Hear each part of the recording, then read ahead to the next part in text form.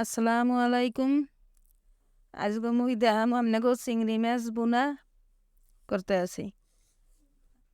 তাই এই যে চিংড়ি মাছ বোনা করবো আর পটল বোনা করবো, দুটাই বোনা। তা দুই পাশে দুইটা কড়াই দিয়ে একটা বড় চিংড়ি মাছ দিছি আর একটা ছোট চিংড়ি মাছ দিছি। সুন্দর করিয়া আগে কষাই নেব।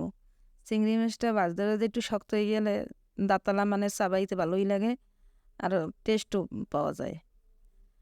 এই জন্য ভালো মতন বাজে নেবো আর বাজার মধ্যে প্রায় হয়ে যাইবে, ওই সময় মই নুন দিয়ে নেব। আর ওই পটলটা এইভাবে কুটে নিয়েছি। এইভাবে পটল করলে পটলের স্বাদই ভিন্ন, কারণ তরকারি কোনার মধ্যে স্বাদের পার্থক্য আছে। মই সেকন সেকন করে কুটে নিয়েছি, এইভাবে কুটবেন। আর আমি চিংড়ি মাছটা প্রায় ভাজা হয়েছে, আর আবার নুন দিয়ে ভাজবো। তরকারির মধ্যে চিংড়ি মাছটা একটু নুন দিয়ে ভাজলে হয় কি, চিংড়ি মাছটা চাপান দিলে সুন্দর স্বাদ লাগে। আর নুনটা না দিয়ে ভাজলে কাঁচা কাঁচা একটা গ্যাস হয়, ওটা আমার মধ্যে ভালো লাগে না। আর পেঁয়াজ দিয়ে দিলাম একটু বেশি করে। পেঁয়াজটা কষানো হইবে, ওই সময় দেবো হলুদ মরিচ।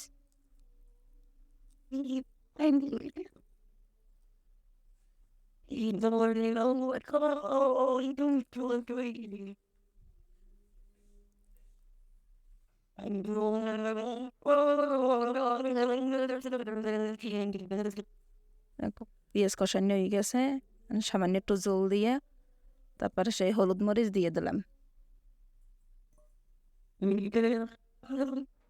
হলুদ মরিচ যে যেরকমের খাইবে ওই রকমের দেবে, কেউ কম খায় কেউ বেশি খায়।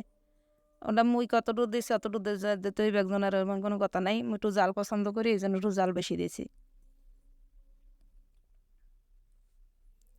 যার যার স্বাদ অনুযায়ী দেবে।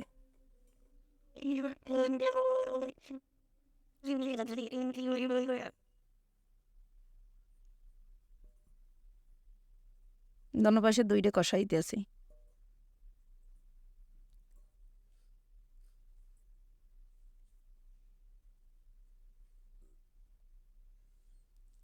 মোর মশলা কষানো শেষ, আর তরকারি বুনা করতে আছি। জল বেশি দেবো না, বুনার মধ্যেই সেদ্ধ হয়ে যাইবে।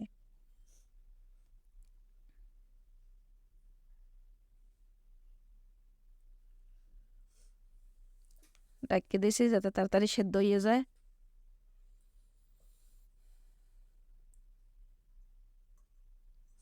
প্রায় সেদ্ধ হয়ে গেছে, আর একটু সেদ্ধ হইলেই হইবে। যদিও জল রাখবো না, একদম কষাই উড়াম।